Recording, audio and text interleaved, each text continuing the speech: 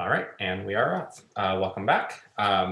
So this week we are going to transition a little bit out of the lit review and back into the methods section. I know we've kind of jumped back and forth between those two things. We're going to focus on what what I I think as we're I don't want to say as we're writing our method section or as we are, uh, or really even as we're coming up with our research idea, but like the most critical piece of the method section to or pieces of the method section to understand are going to be the relationship and interrelationship between our experimental design and the variables that we choose to measure. Are you guys there? Can you guys hear me? Okay. Yes. Okay, cool. So we're going to spend some time looking at those two pieces today, the types of designs that are available to us, and the dependent and independent variables that can come about as a result of that. However, before I got you. A little bit hard with two people, one who's signing off and about to sign back on. But are there any questions or Kim, and when Sheree gets back on, is there anything with the lit review from last week that you would like me to review or focus on or touch on again? Or do you feel that the conversation last week gave you a good foundation to work on that? I know you're driving, so if you can't answer, then don't answer. That's fine. Sheree, can you hear? Are you good? Yes, now that I've logged back on, but I did miss the question. Yeah, I'm going to repeat it for you. I was asking you based on, but before we start talking about design and the variables, do you feel that after sitting on that conversation last week about the lit review connection, I can't hear. Okay. Sorry. Okay, no worries. Then whatever you can get, and hopefully it'll be good. Okay. All right, I'm here. I think I was pretty clear on what you kind of wanted us to do. So Okay. hopefully Hopefully I've it's been good in working on place. this. Okay, sounds good. And look, I know that especially in a summer course, like we move very quickly. We cover a lot of material, and this is this is your ed research course, but this is really an introduction to ed research, right? By no means are we mastering the totality of research in this one course. So even putting what I want you to focus on as you're putting your lit reviews together is from top to bottom. Does it tell a story? Does it tell the story of why we are conducting the research that we are conducting? Thinking about quite literally what a good how a good novel reads. The end of the lit review. This is a terrible analogy because we're talking about scientific research papers. But the end of your lit review is the climax. That is where you introduce your problem, you introduce your characters, what are some of the variables that we're going to be looking at. You synthesize, you build the story up, and the climax is where we say, and this is how we're going to solve it. And then the method section, results, and discussion are all about the resolution. Right? So as you are writing your lit review, really try and think about, am I telling the story? Am I building this up such that my reader is interested, my reader can follow, can understand where it is that I'm going with this and why it is that I'm going this direction and how did I get here? And if you can check those boxes, you know, your summaries might not be perfect, your synthesis might not be perfect, but if you can tell that story, you'll be ahead of the 8 ball. So that's what we're really looking for. That's what I want you guys to be thinking about as you begin to put your lit reviews together. All right.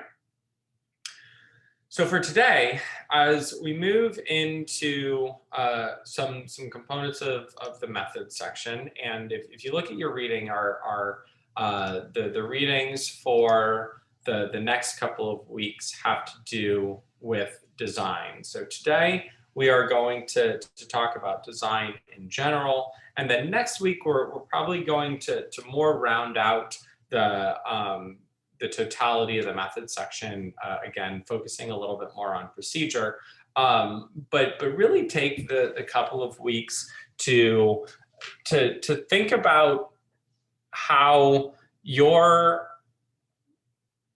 designs are really going to, I don't even know how I want to say it, so I'm not. Design today, that's where we're going.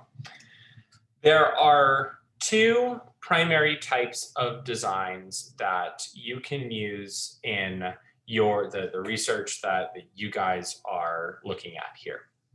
There is single subject design, which is often used in behavior analytic research, but it can very easily be used in early intervention research that's not ABA based, but it has certain goals and outcomes and intricacies to it.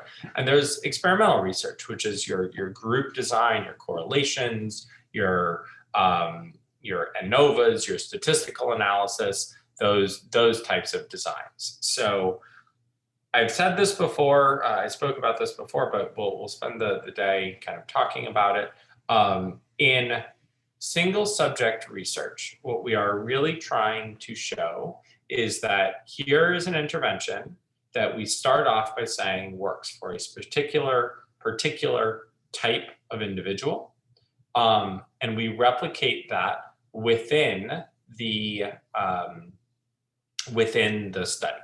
So I say, not only do I have one 7-year-old with autism who's functioning on a 2nd grade level, but I have 4 7 to 8-year-olds with autism who are functioning on a 2nd grade level. And here's this reading intervention, and I'm going to test it for each of them.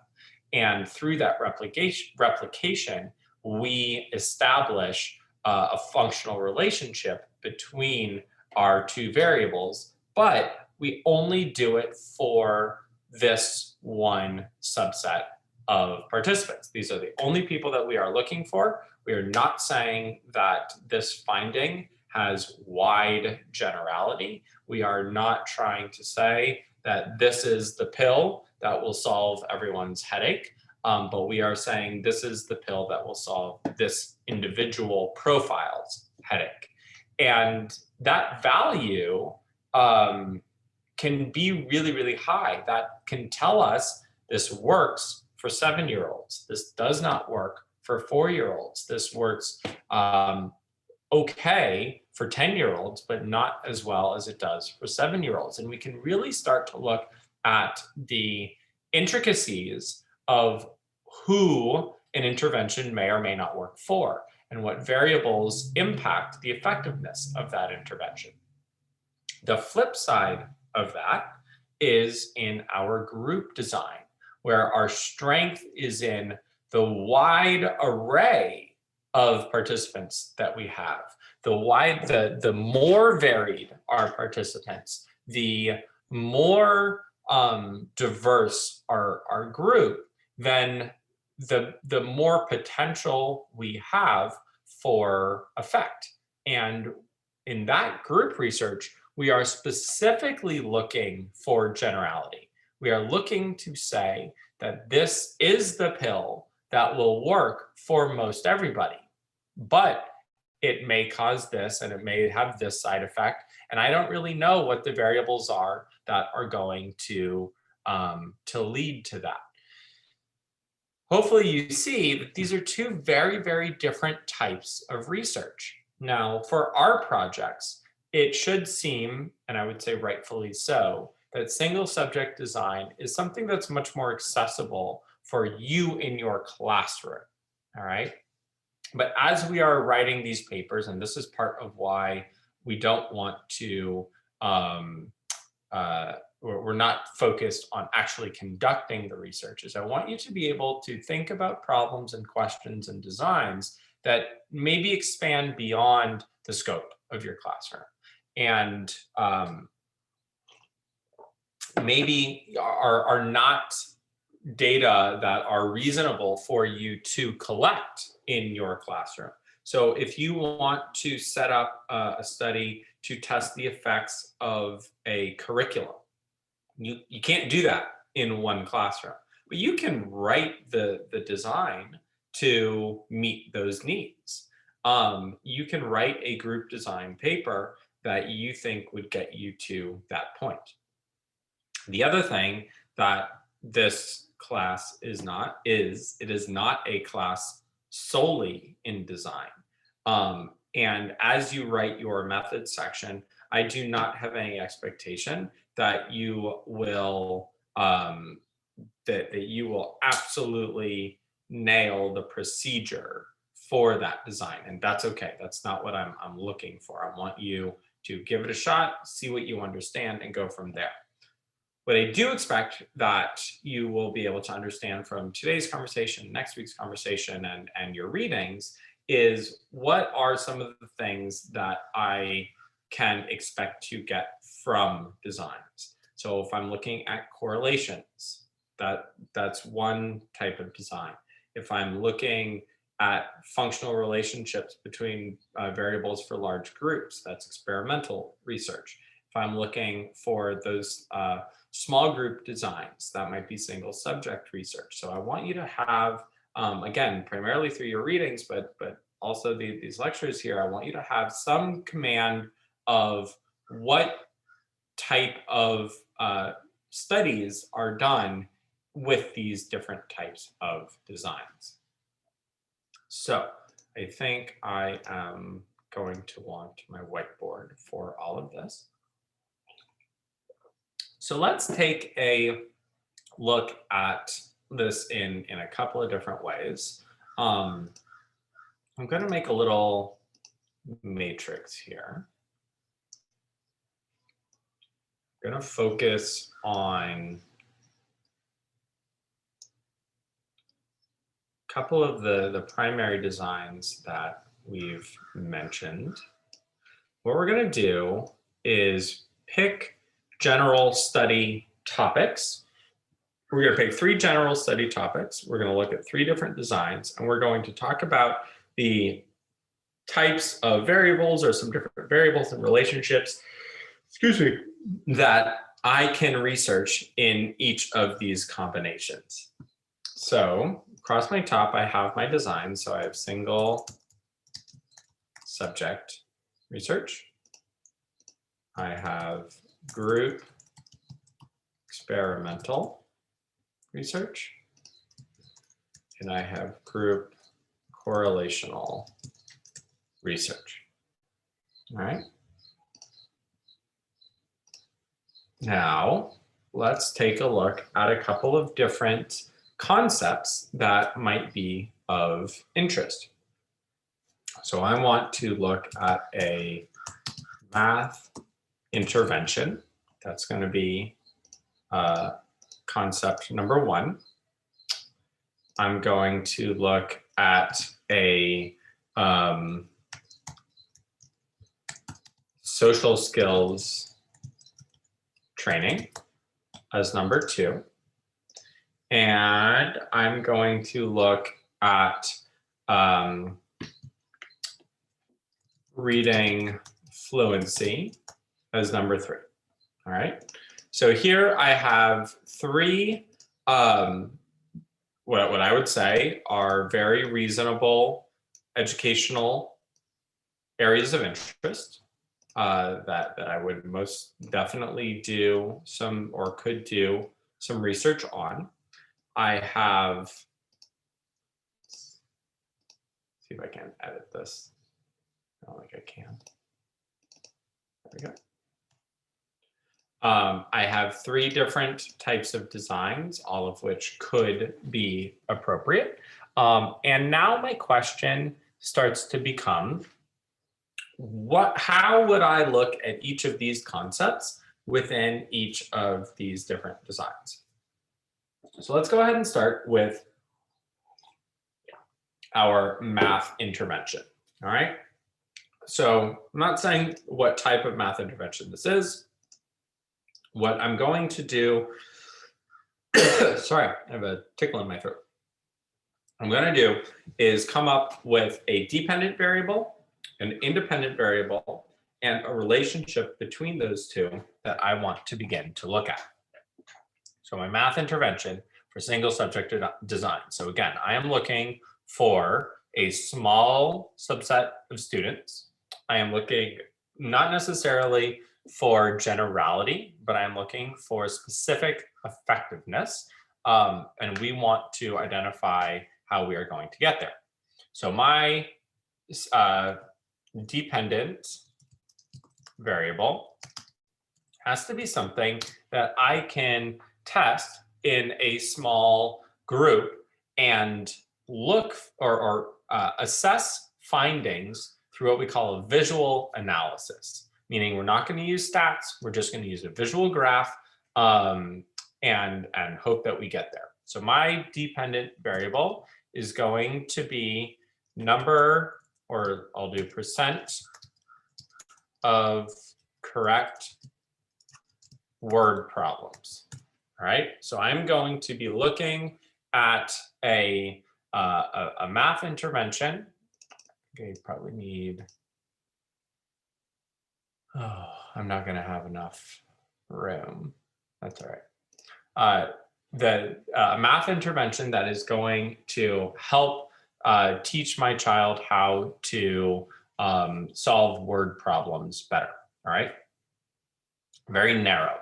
This is not a huge, massive curriculum study. This is a very narrow, specific study that I am trying to address. So my independent variable, or my intervention, is going to be a highlighting strategy. So in this intervention, maybe I am looking at helping my students correctly identify the keywords that are necessary to solve these word problems. Okay, and let's see, if I go like this, I can go forward and come back, which is good. All right, and my study might be the effects of a, what do I want to say, keyword highlighting strategy on the on solving word problems. Super original title. All right, but it tells me exactly what I'm doing. The effects of a keyword highlighting strategy on solving word problems. So what might this look like? And we're going to come back to this page, but for now, we're going to take a look at what this might actually look like for our students. So let's say I have 3 participants. Make those a little smaller.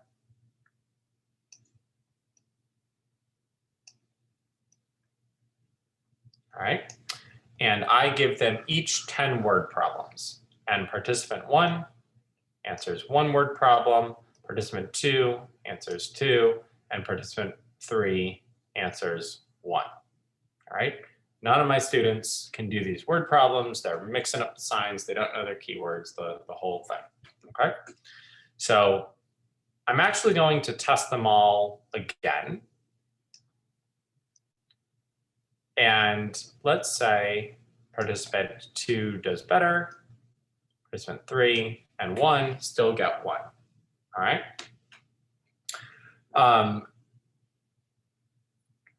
Kim or Shuri, I don't know if you guys can hear, but what do you think the significance might be of participant 2 going from 2 to 4 correct word problems?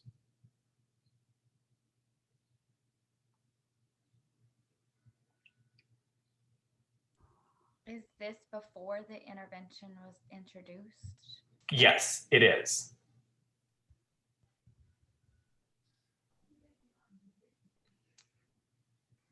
So why is that important? Maybe it shows you that there's some variation in the baseline, that their performance wasn't consistent. Good. And the reason that's exactly right, and the reason that that's important is because let's say I put an intervention in here, and then they get 6, and then they get 8. I can't be sure from that the intervention is what resulted in the increasing scores, right? I was already ascending ahead of time. So we have to make sure that our baselines are stable, all right? That there is no variation. That's going to be, honestly, without getting too deep into the philosophy behind it, that's going to be the only way that we know in a single subject design that our intervention was indeed effective. So we'll figure out what we need to do in a bit to get back to that point, all right? To figure out what our next steps are. But for the meantime, participant 1 was at 1 and stayed at 1. Participant 3 was at 1 and stayed at 1. We're good to go with that. So I'm going to intervene. And my intervention is going to be very simple. They're just going to highlight it's going to be a 2-part intervention. They're going to highlight the words, and they're going to identify what operation you perform as a result of the presence of that word. So I'm going to give instruction in 2 ways. 1, did you highlight all of the words that relate to the operation? And 2, did you correctly identify the operation that it relates to? So let's say I have one data path that shows the correctly highlighting the words.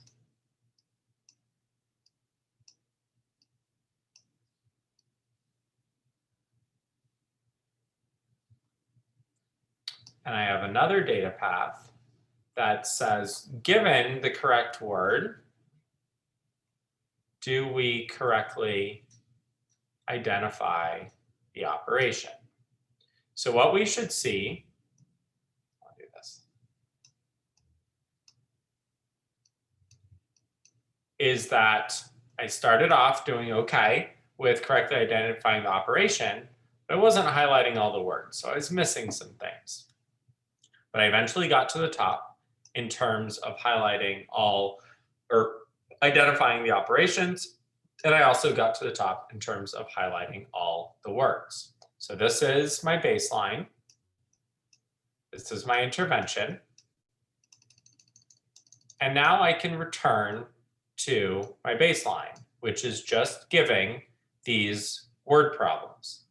And I see that my child rocked. He got it. And we're all proud, and it's super, we're super happy. But I have not yet demonstrated instructional control. And part of the reason for that is because 1, I just have 1 participant so far. 2, my second participant is actually showing that something else might be happening that is outside of this intervention that could be leading to this level of responding. So in order to demonstrate that control, I need to continue with my baseline for my other two participants. Now for participant 2, since we don't have any sort of stability, that might be here, that might be over here, might be in the middle somewhere, but we need to make sure that we get back to that type of stability. All right. Once my intervention is over for participant 1, I want to make sure that I have at least one more baseline, if not multiple baselines, for each of my other participants, and that I'm maintaining stability across. And again, that will show that my intervention is what is actually causing any potential increase in responses. So participant 2, they start. He as well does very well. Struggles a little bit more with identifying all the words, just like my first participant, but he does eventually get there. Check, check, he's done with his intervention. And now he does well as well. And because I established this stability, I can say that without intervention, we would not have gotten to this level of responding. Try and get some of these lines out of here. There we go. And then I do the same thing for participant 3.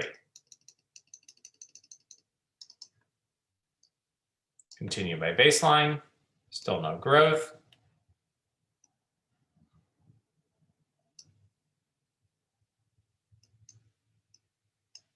He does a little bit better than my other guys on the other one. Sorry about my chicken scratches.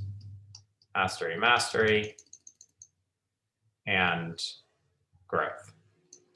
And through this, I am able to say that for these participants, this strategy was effective.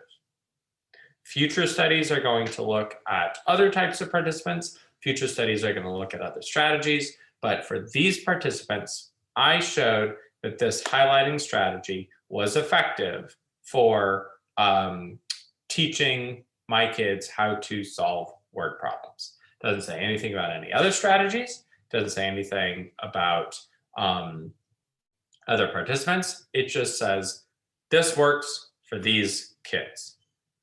And that's the concept behind single subject design. All right. So through, where'd it go? There we go. All right. Through that, so to review again, we have our dependent variable is the percent correct in our pre and our post test, which are these circles here.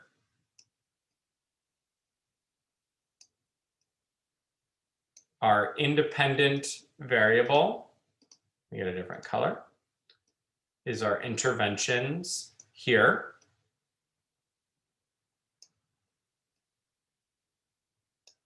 And I get one more color. The delay in our baselines allowed us to establish that there was control demonstrated and that it really was our intervention that allowed us to get our results. That's the goal in our single subject research.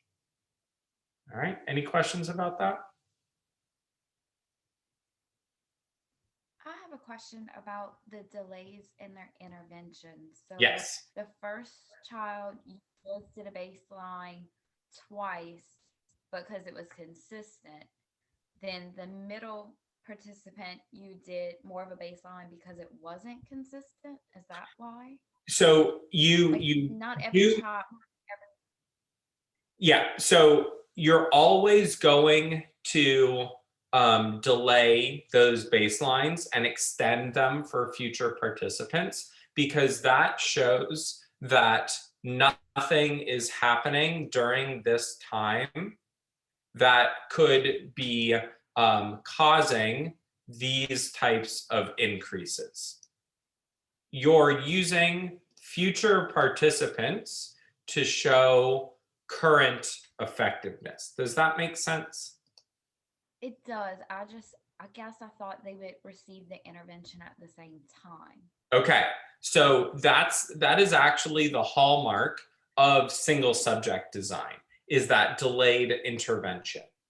In your group design, Okay. you are specifically going to want everyone to get that intervention at the same time, because the group becomes like your person.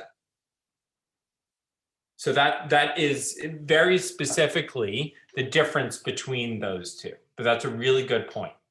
All right. Thanks, Sherry. I'm glad you asked that question, 'cause that's what I was trying to figure out. Yeah.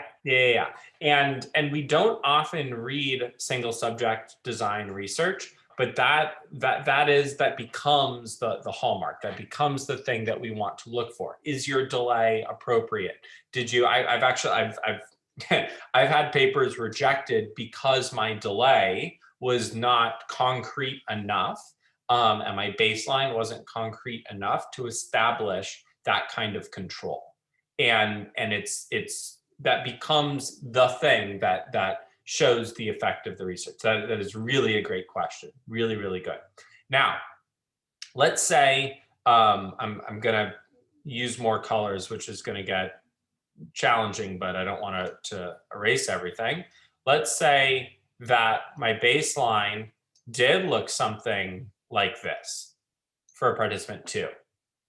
If I did not have that stable baseline, I would just not implement an intervention with that person until I achieved that stable responding.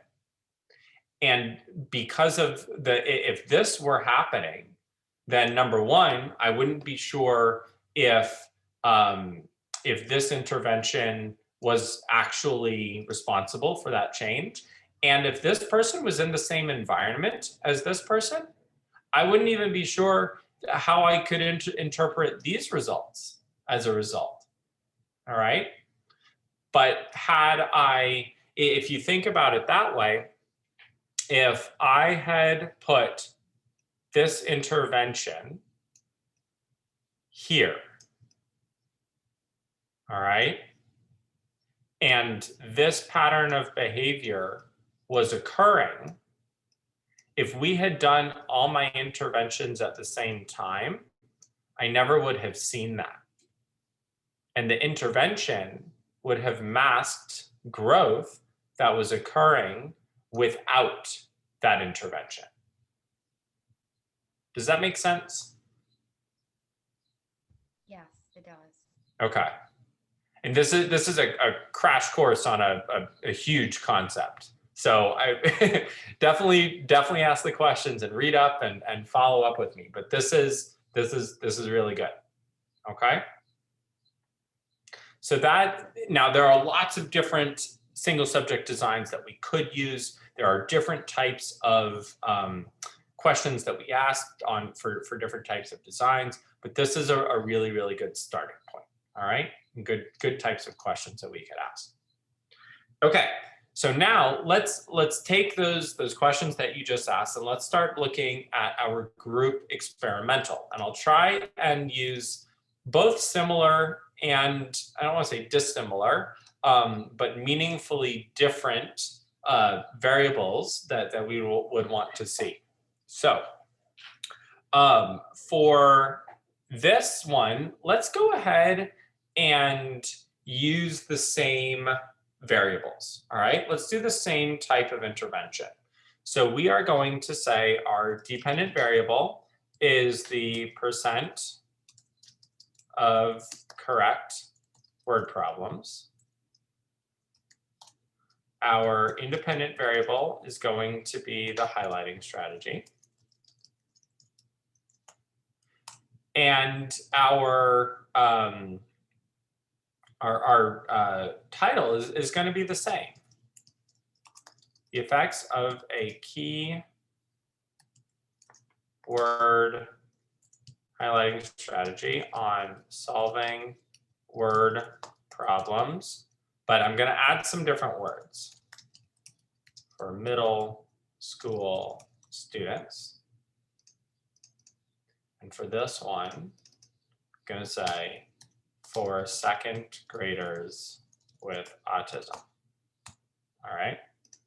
So here what's happened is in my single subject research, I have defined who my participant pool is. And in my group experimental research, I have also defined who my,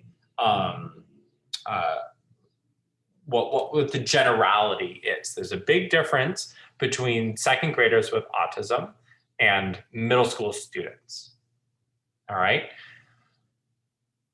I can't test 3 or 4 participants and make generality statements about middle schoolers in general.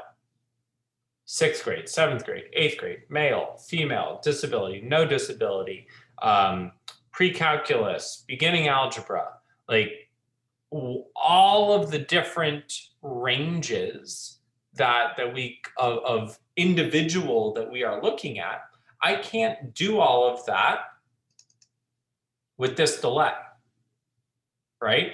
If I were going to test all those students, my delays, I mean, this bottom kid would never get an intervention, right? If I have to delay and delay and delay and delay and delay and delay and delay and delay and delay all the way out, right? This kid's never going to get there. So it's not appropriate to use single subject design using that delay to get everyone there. So what am I going to do?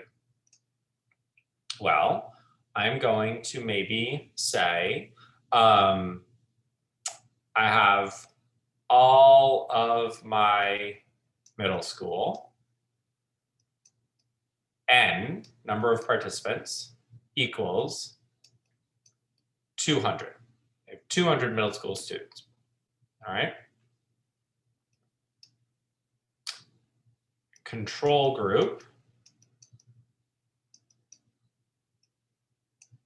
and my experimental group. And I start randomly assigning my students. And I get a 6th grader and an 8th grader and a 7th grader, and a 6th grader and a 6th grader and an 8th grader. And I keep, you know, then I get another 7th grader, and then I get another 8th grader, and I look at who this 7th grader is and this 7th grader and who these guys are. And I'm going to take all of those data, but I'm going to end up with 100 students here and 100 students here. And I may find that I have 35 6th graders, 40 7th graders, and 25 8th graders. And here I have 38 6th graders and 37 7th graders and 25 8th graders. All right, because it was just random assignment. Okay.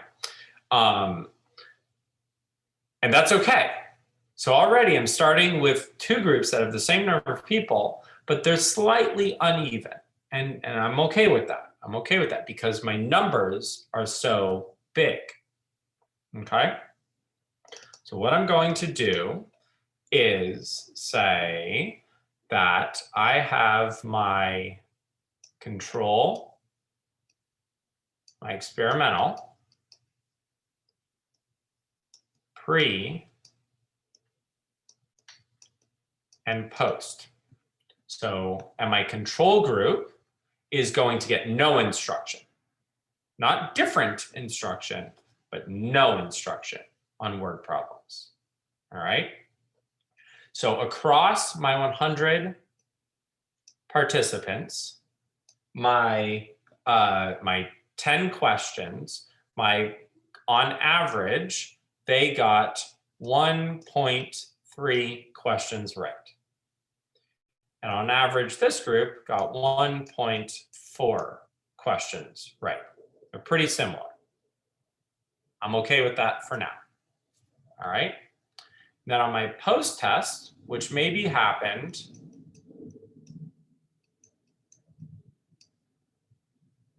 two months later. So they got 2 months of this highlighting strategy on the experimental side. I got 2 months of nothing in word problems on the other side. So the only thing that has changed, or what has changed for both of them, is that 2 months went by. For the experimental group, additionally, what has changed was the use of this strategy. We didn't look at how long it took them to master the strategy. We didn't look at how much they practiced it. We just said, this is the strategy that we're using for word problems across 6th, 7th, and 8th grade. All right. So after the 2 months go by, they got 1.8 correct responses. So they went up. All right. So 2 months alone with no instruction was enough for them to go up. But this group got 8.4. So they went up a lot. All right. Now, on its face, that looks significant. And I can tell you, I can assume, because I made up these numbers, that this would indeed be a significant result. But what we need to do is see a couple of different things. One, these numbers are not the same. We need to know if 1.3 and 1.4 are different significantly.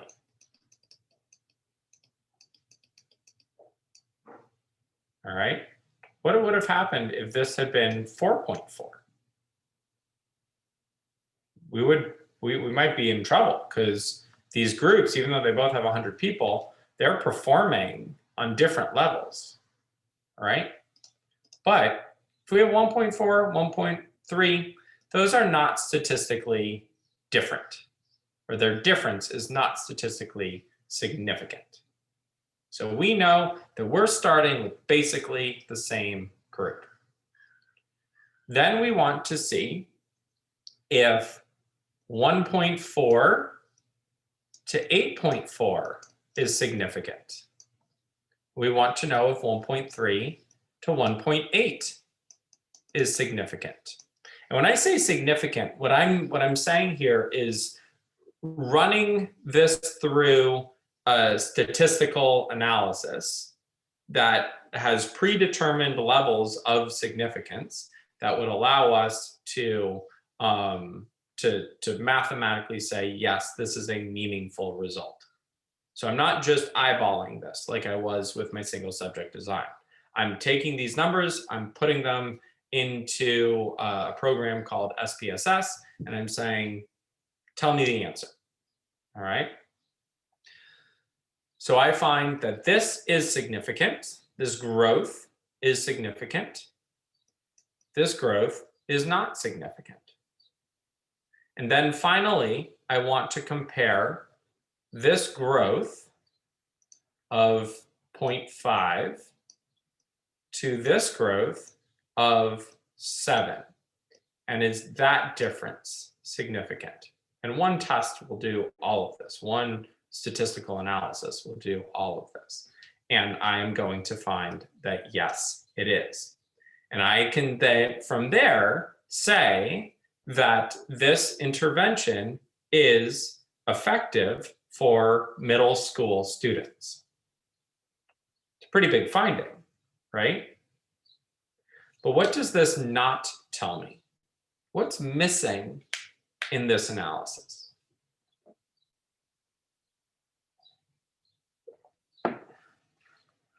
Any thoughts?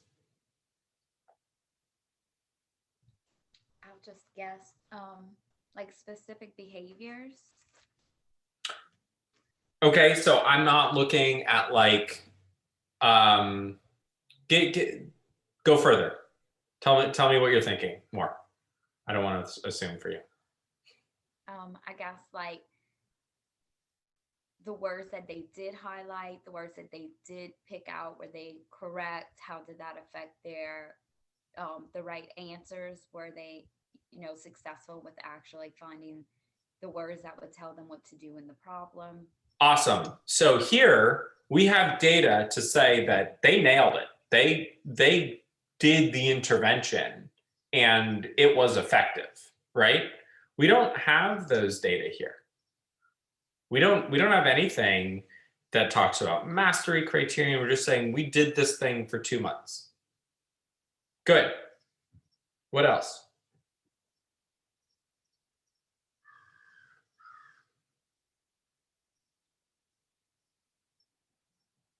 What else is missing from this?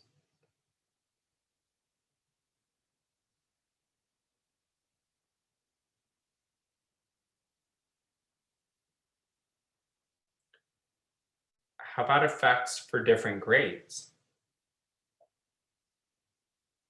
Maybe this didn't do anything for my 6th graders, but it did worlds of good for my 7th and 8th graders. I don't have anything in these data that disaggregates my population. Here, let's say this kiddo only got to that level. Still effective for him, but why didn't he get the rest of the way? What made him different than these two? And I can look at that because I know exactly what his score was. I don't have that here. I have averages. I have a lot of data that's getting combined and washed out. All right. Now, there are ways to test for those things, but each test that you add, your analysis gets harder and harder and harder. So I can, what we say is control for grades. And I can say, even when we look specifically at the grades, then it's still significant. But if you look back here, part of the robustness of our study is that we had 200 participants. But in my analysis by grade, at each grade, I don't have 200 participants. I have 50 to 75 participants, 50 to 80 participants. It's a lot less than 200. So my analysis is much weaker. And every time I add a level to that analysis, it gets, the numbers get less raw. You want your analysis to be on that primary variable, which is here, the difference between my two groups. Adding one level of control, that's fine. A second, a third, a fourth, especially after the study is done, is going to make your results harder and harder to interpret. So again, from this, we can say we have a strategy that works for middle school students. But what we don't have is a specificity of findings that is going to allow us to understand what specifically helps an individual. And that is the difference between single subject and group design. Not that one is better or worse, but that they ask different questions and provide different types of answers. Do you guys see that?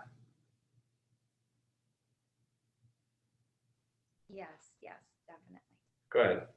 Kim? Can't really look right now, I'm driving. Fair enough. Don't zoom in. All right. So now let's go back and do one more and look at group correlational. So for a math intervention for correlational, I might say, let's see how I can do this. For my dependent variable,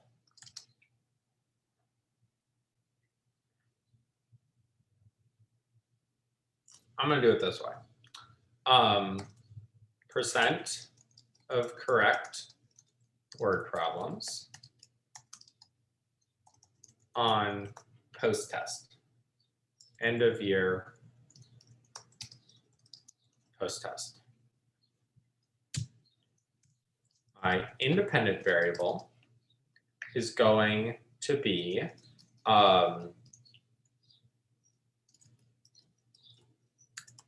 curriculum usage for my highlighting strategy. And I now, in my title, I'm going to have a different word. The relationship between correct responses to word problems and usage of the highlighting strategy in curricula. Okay. So a couple of key different words. I'm not looking for the effects of one on the other, but I'm looking for, does a relationship exist between? All right.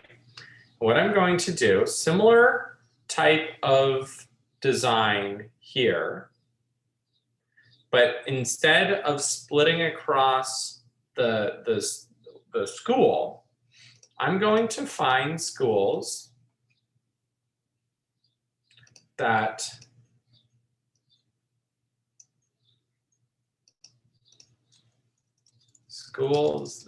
use curricula that includes the highlighting strategy.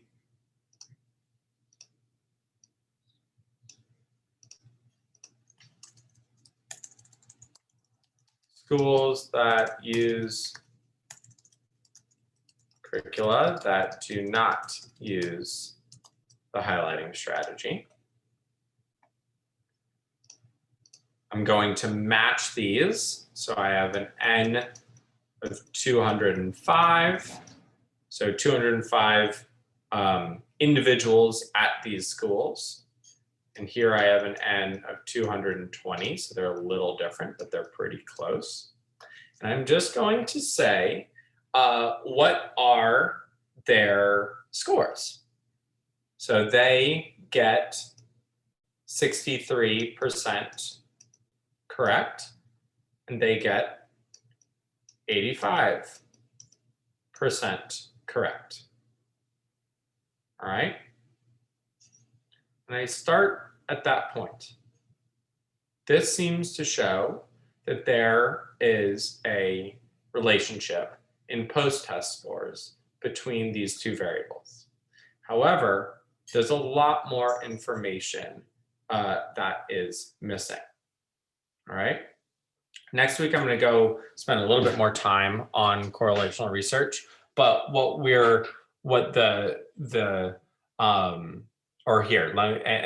let's go ahead and add some pre-test scores to it. So it's similar. Let's say 35% and 40%. But what I want you to notice here is that in this study, I'm not isolating the strategy, right? I am saying these are curricula that use the strategy, but there's a lot of other things that are going on here.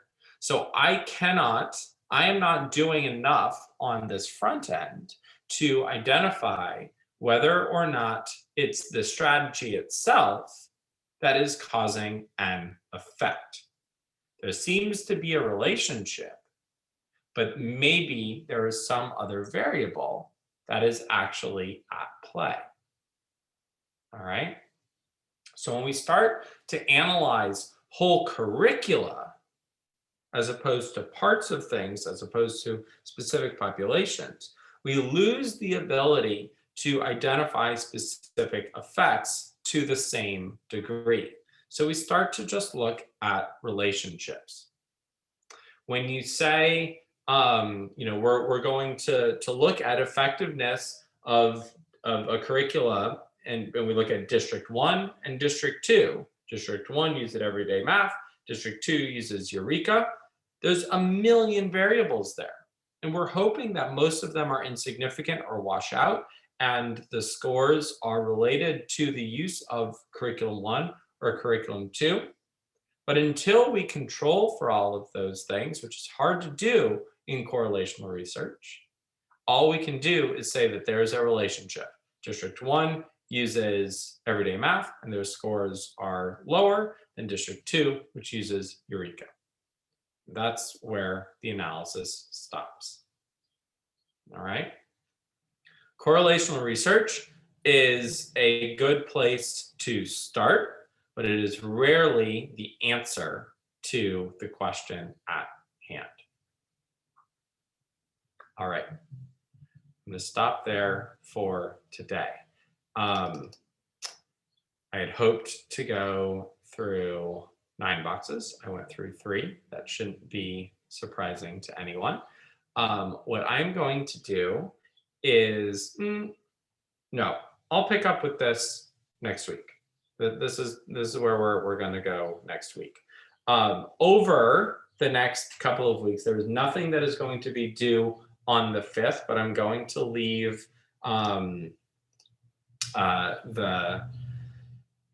activity, it's activity 7 right now. I'm changing it as we speak to activity 6, where you are going to select or begin to select your research design.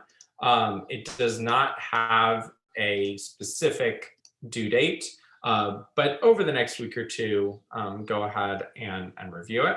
I'll be catching up on grading over the next couple of days, so hopefully we get there. But I want you to start thinking about what is the study that you are interested in, and what is the type of design that you want to think about using. So in your current chapter, you are looking at chapter 10 is experimental designs. I have my text right here. Let me verify.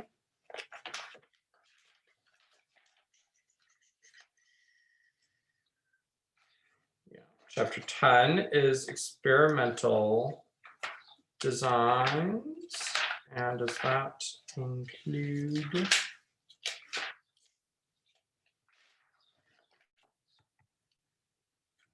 Yes, that includes single subject research. So what you will see in chapter 10, I'm looking at table 10.1 and 10.2 right now.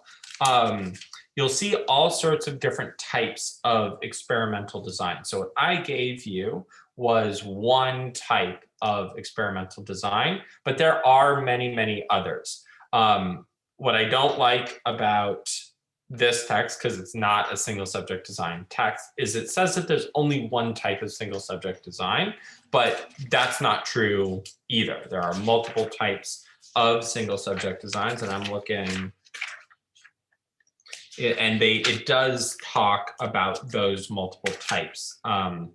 AB designs, multiple baseline designs, alternating treatments design. So it talks about different types of single subject designs as well. But what you'll see in this chapter is that within each of these categories, there are multiple different ways to do these types of designs. And you want to try and find the one that really best fits the types of questions that you are looking at. All right. I highly encourage you. So next week, the reading for next week is going to be on correlational designs, which is chapter 11. I highly encourage you to try and select a design from chapter 10. If you think that your design is more correlational, I would encourage you to try and find something that is more experimental. But if correlational research is what you're looking at, and that's where it best fits, then that is totally fine. What I don't want you to be looking at are the designs in chapters 12 through 17. Those are the qualitative designs that we are not going to be focusing on. You're going to have an opportunity over the last couple of weeks of the semester to dive into some and learn a little bit more about those. But for right now, we want to focus on particularly the designs in chapter 10, but you can dip your toe into the correlations in chapter 11 as well. All right, so that's where we are. Any questions?